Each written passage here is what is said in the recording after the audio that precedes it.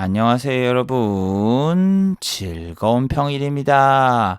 자, 오늘은 코스피와 코스닥이 혼조세를 보이며 마감하였습니다. 코스피 같은 경우에는 0.21% 상승으로 마감하였고, 코스닥 같은 경우에는 0.10% 상승으로 마감하였습니다. 전날 유럽과 미국 증시는 디커플링이 나오면서 마감이 되었습니다. 다우는 1.70% 상승으로 마감을 했고, 나스닥 같은 경우에는 1.13% 상승으로 마감을 했습니다.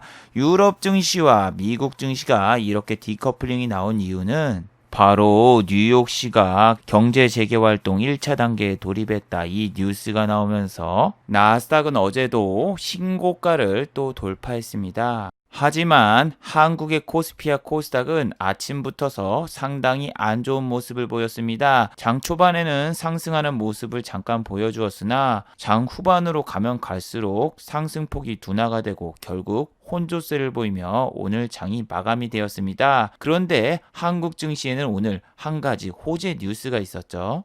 바로 삼성전자 이재용 부회장의 구속영장이 기각이 되었다. 이런 호재 뉴스가 나왔는데도 불구하고 오늘 코스피와 코스닥은 혼조세를 보이며 마감이 되었습니다. 그리고 오늘은 환율이 1200원대가 붕괴가 되었는데 오히려 외국인과 기관들은 코스피를 매수하지 않고 오늘도 개인만 매수하면서 마감이 되었습니다. 자, 과연 한국 증시 내일은 어떻게 될까요? 옵션 만기 때문인지 다른 나라에 비해서 상승폭이 상당히 둔화가 되었고 코스피는 2200선을 터치만 하면 외국인과 기관의 매도가 나오면서 한국 증시가 계속 밀리는 모습을 보여주고 있는데 내일은 과연 코스피는 2200선을 돌파하고 상승하는 모습을 보여줄까요? 아니면은 내일 또 외국인과 기관의 매도가 나오면서 하락하는 모습을 보여줄까요?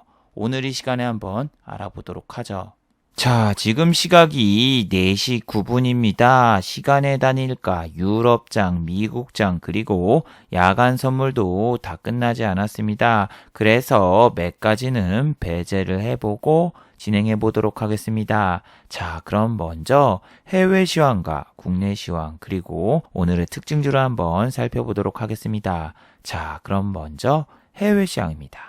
자, 먼저 다우지수입니다. 다우 어제 1.70% 상승으로 마감을 했습니다. 장중에 단 한 번도 마이너스로 빠진 적이 없고 장 초반부터 후반까지 계속 오르면서 종가 역시 고가로 마무리가 되었는데 다우가 어제 상승한 이유는 무엇일까요? 자, 바로 이 뉴스였죠. 어제 뉴욕은 정상화 단계 1단계의 조치에 돌입을 했습니다. 그래서 건설과 제조업, 농업, 도소매 거래 부분이 규제가 완화가 되었고 그 여파로 인해서 이제는 나스닥이 10,000포인트를 눈앞에 두고 있습니다. 나스닥은 어제 1.13% 상승을 하면서 이젠 나스닥이 과연 10,000포인트를 돌파할까 말까 정말 귀추가 주목되고 있는데 자, 항공주 같은 경우에는 어제 어떤 모습을 보였을까요? 최근에 항공주 아메리칸 에어라인 같은 경우에는 100%나 상승을 했는데 어제도 또 플러스 9.25%나 상승을 했습니다. 그리고 워렌 버핏 아저씨가 손절을 한 델타항공. 델타항공 역시 어제 보시면은 플러스 8.23% 상승을 했습니다. 지금 언론에서는 워렌 버핏 아저씨가 항공주를 손절했다고 하면서 나이가 너무 먹어서 투자 판단이 안 좋아졌다 이런 조롱하는 기사도 올라오고 있지만 워렌 버핏 아저씨가 매수한 매수가는 요 위에 부분이에요. 아직도 훨씬 더 많이 남았고 지금 그리고 주식시장이 정상이 아닌 게 누가 봐도 확실한데 지금 단순히 주가가 올라왔다고 해서 워렌 버핏 아저씨가 투자 판단을 잘못했다. 저는 개인적으로 그렇게 생각하지 않습니다. 아무튼 이렇게 항공주가 미국에서 강세를 보이자 한국에서도 여러 가지 뉴스가 나왔는데 자, 항공주가 이번에 마스크라던가 혹은 진단키트를 수출하느라고 항공기를 이용했는데 그 덕분에 항공 화물 물량이 늘었고 유가가 내리면서 2분기 아시아나와 대한항공은 사상 최대의 실적을 달성할 것이다. 이런 레포트들이 나오고 있습니다. 자, 지금 보시면은 항공 화물 운임 추이라고 나왔는데 지금 2020년도 6월에 들어서 홍콩과 북미의 항공 화물 수량이 매우 많이 늘어서 아시아나와 대한항공은 사상 최고의 실적을 달성할 것이다. 적자가 아닌 흑자가 나올 것이라는 예측 레포트가 계속 나오고 있어요. 자, 기사들을 보면은 참 말도 안 되는 이야기가 나오고 있습니다. 대형 항공사 아시아나와 대한항공 같은 경우에는 2분기에 흑자 전환을 할 것이다. 그리고 그 이유는 바로 작년에 비해서 화물 운송량이 대폭 증가를 했다. 그런데 여러분, 화물 운송량이 아니라 승객들이 아무도 안 탔잖아요. 그리고 여객수 같은 경우에는 지난 5월에 대비해서 98.1%나 감소한 것을 고려해도 화물 운송이 절대적인 동아줄이 되어서 실적이 흑자로 전환할 것이다. 이게 말이 됩니까? 그리고 국제유가가 대폭으로 하락했기 때문에 반사이익을 거둘 것이다. 이런 전망도 나왔어요. 자, 지금 유가 얼마죠? 38불이에요. 자, 지금 유가가 38불이면은 6월달 말까지 2분기예요. 그럼 다시 유가가 원래대로 돌아왔고 환율 같은 경우에는 오늘은 1,200원대가 깨지면서 현재 1,199원입니다. 그런데 5월달에 환율이 1,270원인데 환율이 올랐으면은 이 항공주 같은 경우에는 비행기를 리스를 했기 때문에 비행기 리스 값을 모두 달러로 지불하기 때문에 달러가 오르면 항공주의 악재예요. 근데 유가가 내렸다고 해서 유가로 반사이익을 거둔다. 그럼 달러는 어떻게 하려고요? 여기서는 그럼 반사이익은커녕 오히려 더 큰 손실이 나는데? 그래서 막 사진들도 지금 이런 거 보여주잖아요. 진단 키트라던가 화물을 승객들 안 타는 곳에다 다 꽉 채워서 이번 분기에는 화물로 반사이익을 거둬서 대한항공과 아시아나가 흑자 전환을 한다는 얼토당토하지도 않은 이야기. 이런 이야기 여러분 믿어지시나요? 뭐 오늘 외국인과 기관이 양매수했다. 물량 별로 되지도 않습니다. 저 미국의 항공주가 폭등했을 때 개인분들이 사신 물량의 반도 안 되는 물량인데, 자, 여러분 지금 대한항공과 아시아나가 뭘 했죠? 예, 유상증자를 했었죠. LCC들도 다 유상증자를 했고 금요일 날에는 티웨이항공도 유상증자를 했고. 자, 대한항공 오늘 나온 기사죠. 대한항공 깜짝 주가 상승에 유증금액 1,600억 원 확대. 그러니까 대한항공은 유상증자를 했기 때문에 주가가 올라오면은 유증하신 분들이 엄청나게 반사이익을 거두고 수익을 보는 구조죠. 아니 지금 여러분 지금 상식적으로 항공업체들은 지금 무급 육아에다가 무급 휴직에다가 지금 돈이 없어가지고 정부에서 돈도 빌리고 유상증자도 하고 감자도 하고 난리가 아닌데, 그래서 대한항공에서는 어떻게 말을 했냐면은 대한항공 측에서는 아무리 흑자 전망이 나오고 있지만 현실적으로 그건 무리다 이런 말을 했어요. 그런데 최근에는 대한항공 우라던가 한진칼이 권리락으로 인해서 오히려 상한가를 가는 모습을 보여줬고 대한항공 주가도 일단은 계속 음봉이 나오고 있지만 어느 정도까지는 올라왔죠. 근데 자, 현실적으로 한번 생각해 봅시다. 상반기 항공업계 손실 6조, 이거는 4월달 기사예요. 그럼 지금 같은 경우에는 손실이 더 커져서 7조, 8조가 됐을 수도 있습니다. 그리고 정부에서는 항공산업에다 1조 원에서 2조 원을 투입하겠다 이 말을 해서 지금은 항공 운항을 하는 회사들이 빚이 어마어마하게 쌓여가지고 2분기, 3분기, 4분기 다 적자가 날 거라는 레포트도 얼마 전까지 나왔어요. 근데 갑자기 지금 저렇게 흑자 전망이 나오는 이유는 개인적인 생각에 대한항공 같은 경우에는 유상증자로 인해서 차익 실현을 하려는 그런 속셈학원 같은 속셈, 그리고 아시아나 같은 경우에는 HDC 현산이 아시아나를 인수하기로 했었는데 인수를 지금 거부하고 계속 연기를 하자 빨리 인수를 하게 만들려는 그런 용도로 저런 기사를 띄우는 것 같습니다. 오늘 같은 경우에는 HDC 현산에서 아시아나를 인수는 하겠는데 이전 금액으로는 인수 못하겠다 이렇게 못을 박았어요. 왜? 누가 봐도 지금 아시아나를 인수하면 적자폭만 확대가 될 텐데 뭐하러 지금 인수를 합니까? 그런데 아시아나 같은 경우에선 이젠 저런 기사를 띄우면서 우리 지금 적자가 나고 있는 게 아니라 올해 흑자가 나고 있다 하면서 언론 플레이를 할 수 있지만, 여러분 얼마 전에 이런 기사도 있었죠.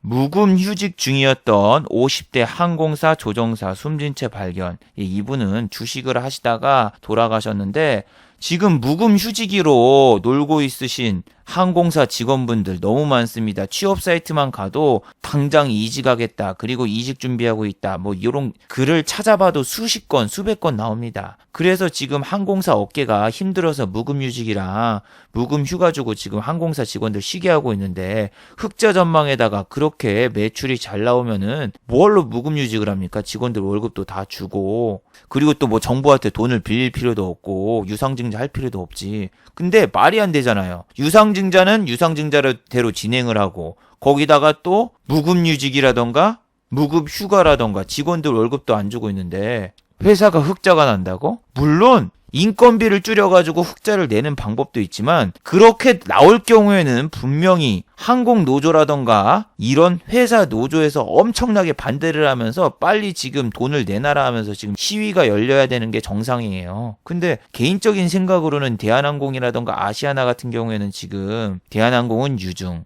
아시아나는 인수 때문에 저런 찌라시를 계속 내보내는 게 아닐까 개인적으로 생각을 합니다. 아무튼 대한항공 같은 경우 오늘 양매수가 들어왔고 아시아나 같은 경우에도 오늘 양매수가 들어왔어요. 근데 이 양매수 갖다가 지금 항공의 항공주가 날아가겠다. 솔직히 예측하기 어렵습니다. 오늘 같은 경우에는 옵션 만기일이 있었기 때문에 장 초반부터서 잠깐 상승했다 뺐다가 장 막판에 올린 거라서 이게 그냥 지수를 따라갔다라고 밖에는 현재 생각이 안 돼요. 그리고 해외 항공주 같은 경우에는 국내선 운항만으로도 충분히 수익을 거둘 수 있지만 한국 같은 경우에는 해외 운항을 안 하면은 수익이 날 수 없는 구조라서 솔직히 저런 레포트 잘 안 믿습니다. 그리고 한국의 코스피는 이틀 연속 음봉이 나오면서 플러스 0.21%로 상승을 했는데 장 초반부터서 정말 크게 상승을 했다가 촥 내렸다가 장 막판에 올랐는데 이거는 여러분 어제도 말씀드렸지만 한국은 이번 주 목요일 선물 옵션 동시 만기일입니다. 그렇기 때문에 미국이라던가 유럽장이 올라도 한국 증시는 흔들리거나 안 오를 수 있다라는 거를 반드시 명심보감처럼 명심하셔야 되고 장중에는 마이너스 0.84까지 내렸다가 장 초반에는 플러스 1%까지 올랐으니까 장중의 변동폭이 약 1.8% 어마어마하죠. 정말 정신이 너무 없고 시총 상위주였던 삼성전자와 하이닉스가 왔다 갔다 하는 모습 보면은 머리가 아프더군요. 또 지난주에 말씀드렸던 금융투자가 오늘 어떤 모습을 보였다? 또 팔았어요. 지난 3일 동안 살았던 물량의 절반도 안 되는 물량이긴 하지만 일단은 이틀 동안 매도가 나왔고 선물 옵션 만기일은 수요일과 목요일 앞으로 이틀이 남아서 이 3일 동안 샀던 물량을 폭탄처럼 갑자기 다 던질 경우에는 우리 지수가 그냥 촥 밀릴 수 있는데 이 물량이 옵션 만기 전에 안 나오기를 정말 기도합니다. 자, 그리고 어제 영상 보신 분들 알죠? 삼성전자의 이재용 부회장이 과연 구속이 될 것인가 말 것인가 이 기로에 놓였었는데 어제 새벽에 이재용 부회장이 영장이 기각이 됐다. 이 뉴스가 나왔죠. 이거 보고 정말 아침부터서 흥부한 놀부처럼 흥분하신 분들이 너무 많더군요. 자, 보시면은 삼성전자 장 초반부터서 23만 주가 매수 대기 물량이 있었습니다. 반대로 하이닉스 같은 경우에는 매수 대기 물량이 10,000주밖에 안 됐어요. 하지만 장 초반부터서 갭이 뜨면서 시작을 했죠. 그리고 삼성전자가 상승하자 코스닥의 반도체 관련주들 전부 다 갭이 뜨면서 시작을 했습니다. 최근에 삼성전자와 하이닉스가 상승을 하면 코스닥, 코스닥에 있는 반도체 관련주들은 하락하는 경우가 많았는데 오늘도 별로 다르진 않았어요. 지금 상승했잖아요 하시는 분들은 끝날 때까지 끝난 게 아닙니다. 오늘 코스닥 반도체 관련주들 전부 다 하락했어요. 그래서 코스피 같은 경우에는 2200선을 돌파를 하면은 무조건 기관들이 던져버리는 그런 나쁜 습관이 나오고 있는데 기관도 그렇게 세게 매도는 안 하고 있어요. 왜냐하면 금융투자가 이만큼 던졌다고 해도 지난주에 매수했던 하루치 물량만 나온 거고 연기금을 보시면은 적극적으로 매도하고 있죠. 지수가 고점이 오니까 차익 실현이 확실하게 되고 있어요. 그리고 투신도 보시면은 매일 팔고 있고 그래서 지난주에 미국 증시가 오를 때 한국 증시가 계속 올랐으니까 그 반대의 결과가 현재 나오고 있습니다. 지난주에 영상에서도 기관이 연일 매수하고 있지만 기관은 옵션 만기를 노리고 들어온 걸 수 있다. 미국 증시가 반대로 다음 주에 상승하면은 쟤네는 옵션 만기가 아니니까 오를 수 있지만 우리는 옵션 때문에 반대 포지션으로 나오면은 좀 힘들어질 수 있다. 이렇게 말씀을 드렸죠. 그래서 아침에 시가총액 상위주를 보시면은 정말 기가 막히죠. 한두 종목 빼고 다 올랐어요. 코스닥은 물론 좀 다른 모습을 보였지만요. 하지만 장 중 후반으로 넘어가면은 짜자잔, 시가총액 상위주가 대부분 내리는 모습을 보여줬죠. 코스피도 그렇고. 자, 그리고 코스닥 같은 경우에는 0.10% 오늘도 상승으로 마감이 되었는데 코스닥도 벌써 52주 신고가를 돌파했고 오늘은 정말 우선주하고 제약주가 너무 잘 나갔어요. 오늘 보시면은 상한가 간 대부분의 종목들이 우선주입니다. 우선주 같은 경우에는 장이 안 좋을 때 장난치기 좋은 종목들로 불리고 있는데 우선주가 이렇게 상한가를 많이 가는 거는 썩 좋은 장이 아니었다는 얘기죠. 실제로도 오늘 상승과 하락 종목을 비교해 보시면은 지수는 올랐지만 하락한 종목들이 훨씬 더 많습니다. 코스피, 코스닥. 그래서 지수 자체는 오른 이유는 시가총액 상위주인 삼성전자, 그리고 삼성전자 우 등 여러 가지 시총이 높은 주식을 이용해서 지수만 약간 상승한 걸로 보이게 하고 코스닥 같은 경우에도 시가총액이 상당히 높은 바이오주들을 이용해서 이렇게 지수만 뻥 띄워놓은 모습을 보여주었습니다. 자, 어제 같은 경우에는 이재용 부회장이 이제 구속영장이 기각이 됐다 해서 개인분들이 삼성전자로 다 달려들었는데 오늘은 외국인도 조금 사줬습니다. 근데 외국인이 장 초반부터서 삼성전자를 샀을까요? 그건 아닙니다. 장 초반에 사는 척 하다가 11시 때 잠깐 빼고 다시 사는 척 하다가 좀 빼다가 장 막판에 이렇게 팍 들어왔는데 정말 가관이었죠. 자, 보세요. 9시 5분입니다. 시작부터서 개인만 코스피를 매수하고 있죠. 10시 때 들어가니까 기관이 마이너스 1000억 원, 외국인도 마이너스 800억 원. 뭐 이런 식으로 가는데 외국인과 기관이 코스피, 코스닥을 양 매도를 하고 있는 모습이 장 초반부터서 보여줘서 옵션 만기일 때는 제발 11시 넘어서 매매하는 걸 추천해 드립니다. 안 그러면은 장 초반에 사면 무조건 물려요. 왜? S&P 500과 나스닥 야간 선물 역시 마이너스를 찍고 있었고 미국이 급등했다고 해도 우리나라는 옵션 만기일이기 때문에 반대 포지션으로 가면은 기관과 외국인은 떼돈을 벌 수 있거든요. 그래서 12시에 넘어가니까 기관의 매도가 더 늘어났고 외국인도 이렇게 매도가 늘어났는데 장 후반쯤 아까 말씀드렸죠. 1시 넘어가서 외국인의 매수가 들어옵니다. 자, 보세요. 1시 넘어가니까 1,500억 원 매도였는데 종가 직전에 어떻게 되느냐. 2시 넘었을 때도 얘네는 1,600억 원 매도였어요. 근데 보시면은 동시호가 때죠. 동시호가 때 마이너스 200억 원. 자, 아까 마이너스 1000억 원이었던 그 돈들이 전부 다 삼성전자 동시호가 때 몰빵이 들어오면서 외국인의 매도폭이 이렇게 축소가 됐어요. 분명히 2시 52분까지만 해도 외국인의 매도 금액은 1,500억 원. 근데 동시호가가 딱 지나가니까 마이너스 210억 원. 다 삼성전자로 들어왔습니다. 삼성전자. 삼성전자가 보시면은 동시호가 때 얼마였어요?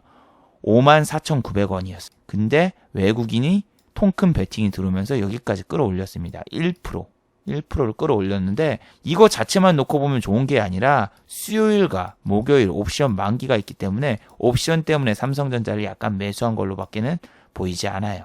그리고 금융투자 통 크게 팔았죠. 그리고 아침에 급등한 종목 중 빅텍이 있었죠. 빅텍이 이렇게 급등한 이유가 뭘까요? 어제도 말씀드렸지만 북한의 김여정 씨가 남북 연락사무소를 폐쇄 조치하겠다 그런 뉴스가 나오면서 어제 대북주가 급락을 하였고 어제 같은 경우에는 12%까지 올랐다가 종가는 6%대 마감. 상한가 갈 줄 알았어요. 24.74까지 올라가길래 상한가 가나 싶었는데 종가는 18.93% 마감. 오늘은 거의 뭐 테마주 장세였죠. 왜냐하면 옵션 만기 때문에 이 코스피 대형주라던가 혹은 옵션에 관련되어 있는 주식들이 지지부진한 모습을 보이니까 우선주나 테마주들이 급등을 하면서 난리를 쳤는데 얘도 그냥 아침에 잠깐 올려놓고 후반부에는 좀 안 좋은 모습을 보였죠. 그리고 스페코도 요 방산주인데 스페코 같은 경우에 2등 주자이기 때문에 상승률이 빅텍보다 떨어지죠. 17.37까지 오르고 종가는 플러스 6.04%. 그 다음에 퍼스텍 같은 경우에 3등 주자라서 더 상승폭이 적고 거래소 종목입니다. 자, 아침에 9.85까지 오르고 종가는 2%. 이렇게 마감이 됐죠. 그러면은 반대쪽 주식들 아난티 같은 경우에는 종가는 마이너스 2.88%, 한창 같은 경우에도 종가가 마이너스 4.31% 하락으로 마감되었고, 대유 같은 경우에는 플러스 1.44%로 상승으로 마감이 됐는데 장 초반에는 마이너스 0.72까지 내렸었죠. 그리고 남북 철도 관련주인 대하TI 같은 경우에는 마이너스 6.28% 하락. 그래서 전체적으로 대북주라던가 남북 경협주는 상당히 안 좋은 모습을 보였고, 방산주 같은 경우에는 아침에 급등하는 모습을 보여주었죠. 자, 그리고 어제 시간에서 잘 나갔던 주식들이 있습니다. 바로 드론 관련주인데 PC 디렉트. 아침에 보시면은 10% 이상 상승이 나왔습니다. 자, 아침에 PC 디렉트 같은 경우에는 24.04까지 오르면서 상한가가나 싶었는데 오늘 다 빼버렸고, 제이시언 역시 오늘 보시면은 19.06%까지 상승을 했는데, 와, 오늘은 음봉으로 끝나고 윗꼬리가 나온 종목들이 너무나 많아서 좀 아쉬웠습니다. 왜냐면 아침부터도 코스피 지수가 1% 이상 상승을 해서 당연히 코스피는 2200선 위에서 마무리가 될 거고, 코스닥 같은 경우에도 설마 마이너스로 마감되겠어? 이렇게 생각하신 분들이 많았는데, 역시 옵션 만기일에는 너무나 변수가 많아요.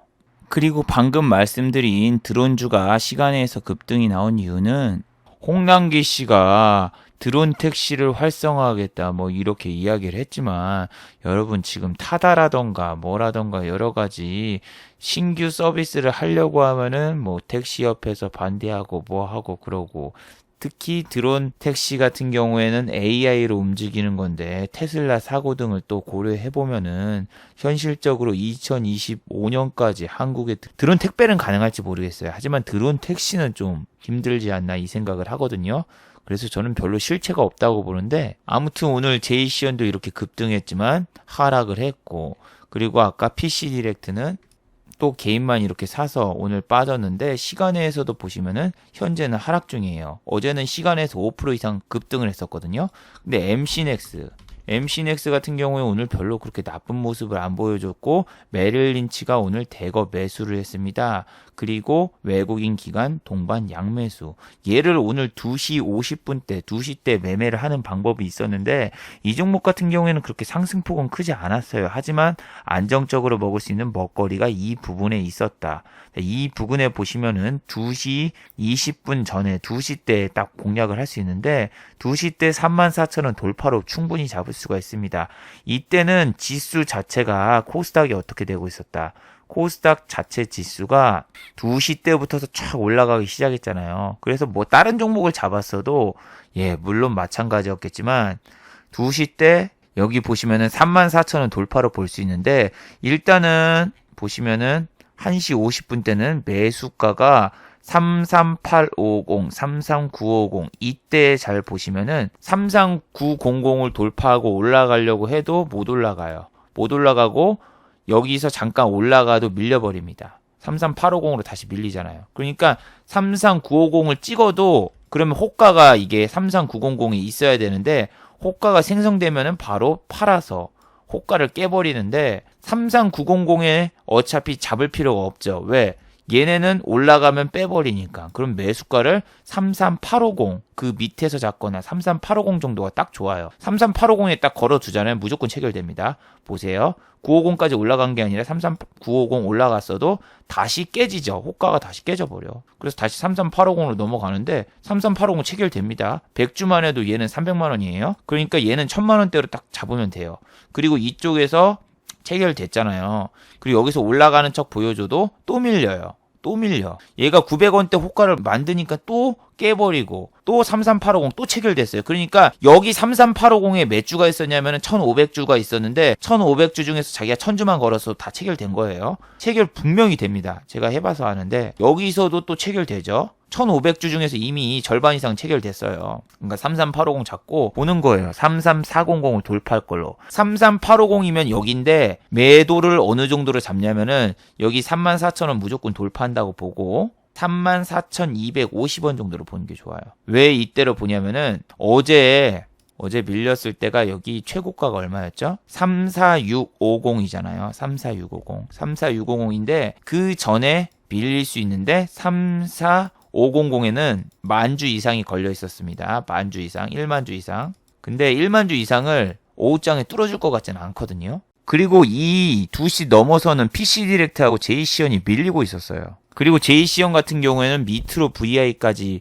2시 넘어서 걸려서 일단은 요것 때문이라도 무조건 빼줘야 돼요. 드론 관련주에도 MC넥스가 포함되니까요. 자, 그리고 올라갑니다. 올라가죠. 여기 보시면은 여기서도 한번 또 밀렸어요. 33850에 또 밀렸기 때문에 무조건 33850 체결될 수밖에 없는 가격이에요. 33850 걸어뒀으면은 2000주 걸어놨어도 무조건 체결됐어요. 자, 여기 약속의 시간이 왔습니다. 빵! 근데 전 좀 이상했어요. 왜냐면 JC연 같은 경우에는 밑으로 내려가면서 VI가 걸렸고, 근데 얘는 오히려 JC연이 내리자 얘가 올라가기 시작하는 거예요. 만주면 3억이에요. 3억 탁 들어오면서 34,000 뚫습니다. 그리고 34,100원도 뚫어요. 그럼 이제 던질 준비해야 돼요. 왜? 여기서 갑자기 돈이 들어오면 사람들이 몰릴 텐데 딱 그 정도예요. 그 정도. 그때 더 올라가든 말든 파는 게 좋아요. 자, 34250 무조건 팔면 수익 볼 수 있습니다. 왜냐면 34100까지 넘어가니까. 여기 별로 걸린 게 없어요. 여기서 여기까지 걸린 물량이 몇 주예요? 1500주. 1500주 이쪽에 잠깐 걸려있는데 체결 다 됐어요. 근데 체결되자마자 바로 밀리죠. 왜 밀릴까? 여기에다가 누가 3000주 정도 쌓아놨는데 바로 깨로 밑으로 던집니다. 그래서 올라갈 때 던져주는 게 제일로 좋아요. 던져주고 그 다음에 또 올라가느냐? 안 올라가요. 안 올라가. 250은 또 한 번 됐으면 되잖아요. 안 올라가. 빠져요. 왜 빠지냐고요? 지수가 빠지고 있는데? 코스닥 지수가 다시 위에서 밀리면서 빠지고 있는데. 여기 지수가 별로 안 빠지는데요. 아, 이거 5분봉이라서 그래요. 3분봉으로 자면 이런 데서 밀리잖아요. 이런 데서 음봉이 나오면서 밀리잖아요. 근데 이런 짧은 시간도 사람들은 놓치지 않아요. 바로 올라가면 또 밀려. 그래서 이 끝에서 던지려고 하지 말고 미리 던지고 좀 마음 편하게 해요. 여기서 여기까지면 얼마야. 1% 이상 수익 났습니다. 오늘 음봉 나왔어. 코스피 코스닥. 아침에 샀으면 무조건 물렸어요. 대부분의 종목들이. 웹젠 같은 경우에도 오늘 23,000원 돌파했었는데 끝에서 밀렸잖아요. 그러니까 윗골이 나와서 위에서 물리는 것보다 1%라도 제대로 먹을 수 있을 때 공략하는 게 더 좋습니다. 그리고 아까 반도체주들은 예스앤 예스텍부터 시작해서 너무 안 좋았어요. 예스앤 예스텍 어제도 말했죠. 전 얘 3만원 넘어가면 되게 찜찜해서 안 본다고. 어제 양봉으로 끝났을 때도 찜찜해서 안 본다고. 왜? 얘는 그냥 기술적인 반등으로밖에 생각이 되지 않는다. 어제 강좌 34분에서 이야기를 했었죠. 얘가 종가 고가로 가면 그 다음날 그냥 빼버리는 경우가 많아서 잘 안 본다고. 근데 오늘 시작하자마자 그냥 쭉 빼더니 마이너스 4.93%. 어제 오른 거 다 빠졌습니다. 외국인 잠깐 산 거 3배 이상 더 팔았고 기관도 다 팔았고 뭐 이래요. 그리고 유니테스트 하이닉스 관련주죠. 하이닉스가 내리니까 오늘 같이 내렸어요. 지난번에 디커플링이 나왔지만 얘 보세요. 처참합니다. 무슨 얘기냐면은 5일 동안 한 번도 안 올랐어. 코스피 코스닥 지수는 어때요? 5일 동안 계속 올랐어. 그러니까 지수를 지금 못 따라 들어가는 종목들은 잠깐 반등으로 막 이런 거 노리는 거는 한 번은 유효해도 결국에는 이렇게 내린 애들은 끝까지 더 내리면서 더 내릴 가능성이 있거든요. 뭐 하이닉스에서 뭐 공장을 더 확대한다 뭐 그런 뉴스가 나오지 않는 이상은 솔직히 지금 하락 추세로 들어간 애들은 다시 상승 나오기 힘든데 유니테스도 오늘 빠졌고 테스는 괜찮았어요. 테스 같은 경우에도 똑같아요. 추세가 완전히 하락이라서 5일 연속으로 빠졌지만 기술적인 반등 오늘 딱 하루 나왔어요. 근데 이런 거 노리고 하기에는 오늘 리스크가 너무 컸고 거래량 너무 없었다. 뭐 11시 반 매매를 때린다? 못 때려요. 11시 반에서 이쪽인데 여기서 고가인데 여기 고가에서 이거 물리면은 1시간 넘게 기다려야 되는데 얘보다 차라리 동진 세미캠이 훨씬 낫어요. 동진 세미캠 같은 경우에는 보시면은 오늘 3% 정도 올랐거든요. 11시 반이면 여기에요. 11시 반. 11시 반. 여기서 잠깐 사서 이 위에서 새우가 먹고 나오기. 매수는 21,250원에 가능했는데 아침에 이것만 보면 되게 좋아 보였거든요. 이게 얼마야? 6억 넘게 들어오고 와, 이 돈이 그냥 확 들어오네. 좋아 보이는데 라고 생각했지만 11시 반까지 보니까 지수가 그냥 상하이 종합지수 개장하면서 밀렸거든요. 자, 보시면은 여기서 갑자기 확 깨지면서 밀린단 말이에요. 11시 때 딱 보면은 21,500원을 지지 못하고 그냥 밀려요. 이미 21,500원이 빨강색이란 얘기는 21,500원의 물량이 막 쌓여 있어서 돌파를 못하고 있다라는 그런 이야기인데 보시면은 돌파할 것처럼 보여주고 돌파 한 번 하고 바로 밀립니다. 밀려. 계속 밀려버려요. 못 올라가. 밀리더니 11시 반 약속의 시간이 옵니다. 약속의 시간에 보면은 이제 투매가 한번 나오면서 얘 좀 밀리는구나. 근데 21,000원은 지지해줄까? 봅니다. 21,000원. 여기서 또 큰 물량 나오니까 보는데 21,000원이 지지가 될 것 같아. 21,000원에 얼마가 쌓여 있었냐면은 10,000주 이상 쌓여 있었어요, 이쪽은. 그래서 동진세미캠 보다가 22,250원에 걸어놓으면은 체결이 이게 됐다 안 됐다? 예, 좀 힘들어요. 그냥 1,300원에 땡겨야 돼요. 21,300원에. 요런 데서 그냥 땡기는 게 나아요. 왜냐면은 22,250원에는 1,000주 이상, 2,000주 이상, 막 3,000주 이상, 막 4,000주 이렇게 돼 있는데 아슬아슬해.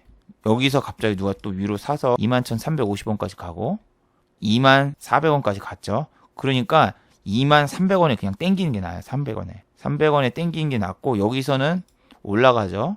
근데 다시 또 300원으로 빠진단 말이에요. 300원 무조건 체결됐어요. 위든 아래든. 무조건 체결됐어요. 250원 다시 내려갔다고 해도 300원이야. 300원. 여기에서는 체결 안 돼. 내게 여기 4,000주의 끝에 물려있기 때문에 안 되고 그냥 1,300원에 잡아야 됩니다. 잡고 바로 올라갑니다. 올라가죠. 400원대까지 무난하게 올라갔죠. 그러면은 21,300원이니까 400원이면은 아직 수익이 아니야. 여기까지는 더 올라가줘야 돼. 최소 4호가 이상.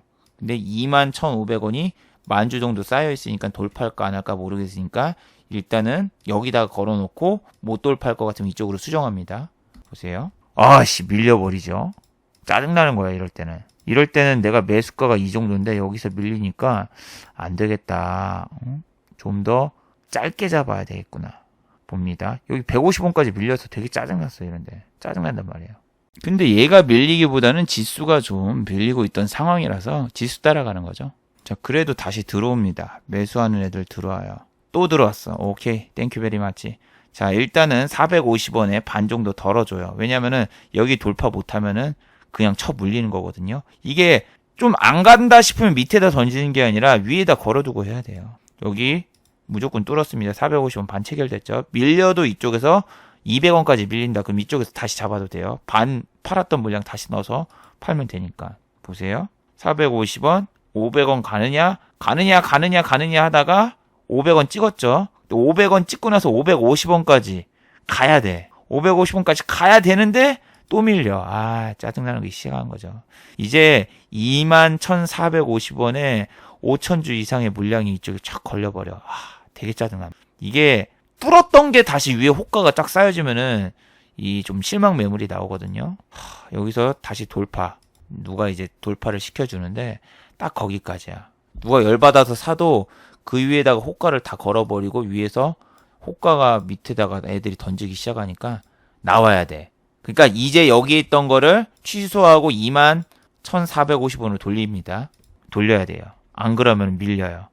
350원까지 잘 내려가잖아요. 300원까지. 그러면은 여기서 선택의 시간을 가져야 돼요. 무슨 얘기냐면은 450원에 이게 체결이 될 경우에는 빠져나올 수 있지만 만약에 250원까지 밀리면은 아까 무슨 물량이 있죠? 반 팔았던 물량을 이쪽에다가 낮춥니다. 그리고 평단가를 낮춘 다음에 21450이 아니라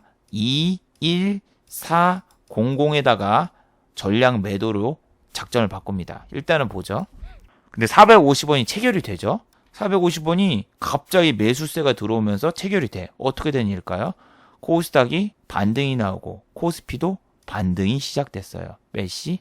요때 12시 넘어서 1시 전에 이렇게 반등이 나왔단 말이에요. 근데 450원에 체결이 됐을까 안 됐을까? 됐습니다. 500원을 찍었기 때문에 450원의 물량은 다 끝났어. 에게 그럼 이거밖에 못 벌었네요 라고 하시는 분들 같은 경우에는 이거는 수익을 많이 먹는 게 아니라 빠져나와야 될 요령이에요. 요령. 안 간다 싶으면 던져야 되는데 안 가는지 안 가는지 본인이 모르잖아요. 이거 500원 또 뚫을 것처럼 보여도 안 뚫는다니까. 봐봐, 이때 던져줘야 돼요. 이거 나오기 전에 미리 여기 450원에 걸어둬야지. 안 간다 해서 밑에다 던지려고 하면 호가가 이렇게 없어져가지고 내 매수가가 여긴데 이러면은 수수료 손절이잖아요. 남들보다 눈치가 빨라야 된다고. 안 그래요, 이거? 못 가. 450원 계속 꼬시잖아요.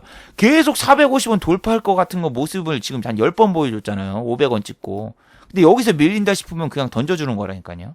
계속 똑같아. 한시대도 500원 돌파할 것 같은데 또 던지고. 이게 계속 던지는 놈이 있으니까 던져줘야 돼요. 아까 던졌으면은 뭐 지금 이런 거 나와도 신경 안 써도 되잖아요. 그러면은 이렇게 물으시는 분도 있겠죠. 500원에 걸면 되잖아요. 500원 이렇게 찍었는데. 아니 500원에 만주 이상이 걸려 있다니까. 만주 이상이 걸려 있으니까 내가 여기다가 하면은 순번이 맨 끝에 있기 때문에 이 물량이 다 없어져야지 내 물량이 체결되는 거기 때문에 안 팔려요. 안 팔려. 이게 찍은 게 중요한 게 아니라 내 물량이 체결이 돼야 된다니까요. 봐봐. 이제 10분 뒤에는 그냥 투매. 끝. 손실 봤어. 뭐 이때 못 팔았으면은. 끝났어. 이제 21,100원까지 빌려. 그러니까 이럴 때 나와줘야 된다. 이걸 말한 거예요. 이게 지금 수익을 크게 보고 뭐 그런 게 아니라 옵션 만기 때 조금이라도 밀리면 그냥 바로 나와줘야 되는데 사람들은 미련을 못 벌어. 왜 못 벌이냐면은 이거 돌파할 것처럼 나오는데 돌파를 하겠지 가만히 놔두다가 밀려버리면은 수익 줬던 것도 못 챙기거든요. 근데 여기서 뭐 3호가 먹으려고 내가 들어간 게 아니다가 아니라 3호가라도 먹고 나오세요. 자, 그리고 오늘 뭐 부강약품, 제일약품 뭐 여러 가지 제약주들이 막 상한가 가고 급등이 나왔는데 지금은 진짜 여러분 코다리19 바이러스 치료제를 개발하겠다 혹은 동물 실험을 했다 뭐 했다 이런 뉴스만 나와도 막 상한가 가고 뻥뻥 가는데 옛날에 뭐 메르스 때 보는 것 같아요. 메르스 치료제 임상 돌입한다 뭐 한다 하면은 막 진원생명과학 급등하고 그랬던 그 시절처럼 그냥 이 뉴스만 떠도 한국이든 미국이든 다 오르는 것 같아요. 뭐 제일약품 렘데시비르보다 600개 강력한 뭐 나파모스타트 그리고 또 그 다음에 여기는 또 들어보지도 못한 무슨 니콜라스 게이지야? 니클로사마이드 하면서 신풍지약 올리고 그리고 대우그룹 니클로사마이드 동물 효력 실험을 통해서 효과 입증. 동물 실험 이거 좀 알아보니까 그냥 웬만한 치료제들 갖다가 동물한테 주입을 하면은 성과가 안 나오는 게 아니라 대부분 그냥 어느 정도 효과가 있고 그냥 그렇게 나오는 것 같아요. 미국도 그렇고 지금도 다른 데도 그렇고 동물 실험 갖다가는 지금 별로 그렇게 쳐주지 않거든요. 그럼 얘네들을 왜 이렇게 띄었어요? 얘 옵션 만기고 지금 보시면은 둘 중 하나예요. 우선주 아니면은 그냥 바이오 중에서 코다리19 치료제 그 찌라시 갖다가 올린 애들 빼고는 아무것도 없어요, 진짜. 뭐야 이거 우선주 아니면 진짜 뭐 저런 실적으로 오르는 애들 하나도 없죠. 예. 옵션 만기라서 그래요. 옵션 만기 중에서 하방으로 오늘 좀 내려 꼽는 장이어서 이런 현상이 나온 거지. 그다지 특별한 건 없습니다. 그리고 어제 미국에서는 테슬라가 신고가를 갔거든요. 테슬라가 어제 신고가 가서 한국의 뭐 전기차주 좀 움직이지 않을까? 테슬라가 7.26%나 상승해서 뭐 움직이지 않을까? 살펴보니까 우리산업홀딩스 아침에 보시면은 갭이 한번 빵 떴어요. 얼마? 플러스 4.86까지 올랐고 종가는 마이너스. 위에서 잡았으면은 마이너스 5%. 삼성전기 마이너스. 에코프로 오늘 아침에 잠깐 갭 뜨고 시초가부터 약간 한호가 위에서 끝났고 캠시스 보합 그리고 또 뭐가 있죠? 삼성 SDI 뭐 이런 상황이라서 미국의 테슬라가 급등한다고 해서 한국의 전기차주가 급등하거나 그런 모습은 아직까지는 별로 보여주고 있지 않고 한국은 여러분 옵션 만기일이에요. 미국도 우리나라처럼 다음 주에 옵션 만기에 들어가는데 우리랑 똑같이 이번 주까지 미국이 착 올려놓고 다음 주에 뺄 수도 있는 그런 상황이 나올 수 있어요. 그리고 한국의 코스피는 2200만 가면 기관이 파는데 아침보다는 여러분 확실히 오후장에 공략하는 게 지금 더 승률이 좋습니다. 자, 마지막으로 한번 정리해 보도록 하겠습니다. 1번 환율이 1200원대가 붕괴가 되었습니다. 오늘은 환율이 1200원대가 붕괴가 되면서 코스피에 외국인의 순매수 자금이 유입될 것이라고 기대를 했으나 아직까지는 외국인의 코스피 순매수가 원활하게 들어오고 있지 않습니다. 지난번 같은 경우에는 1150원 이하로 빠졌을 경우에는 외국인의 적극적인 순매수가 들어왔는데 지금은 그런 모습이 보이고 있지 않기 때문에 앞으로의 환율을 더 잘 관찰해 보시기 바랍니다. 자, 2번 시간외에서 급등한 주식들은 오늘 매우 안 좋은 모습을 보였습니다. 어제 시간외에서 급등한 제이시언 그리고 PC디렉트 등 시간외에서는 좋은 모습을 보여주고 아침에 잠깐 갭을 띄운 뒤 모두 다 상승분을 반납했으며 LB세미콘 같은 경우에는 어제 시간외에서 2%밖에 안 올랐는데 보시면 오늘 이렇게 10% 이상 상승을 했는데 종가는 얼마죠? 네, 이렇게 마이너스가 되었습니다. 이렇게 오늘 다 급등하고 다시 마이너스로 전환한 종목들 대부분은 시간외에서 급등을 하거나 좋은 모습을 보여준 종목들이 대부분이니 시간외에서 급등했다고 다음날도 상승 마감할 거라는 생각에 함부로 매수를 안 하셨으면 합니다.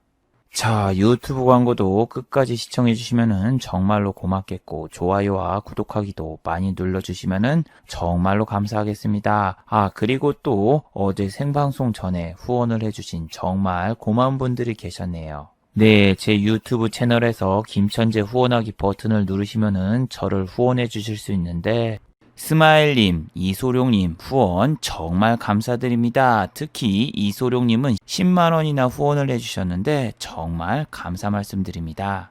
자, 다들 수고하셨고 즐거운 평일 되시기 바랍니다. 다들 수고하셨습니다.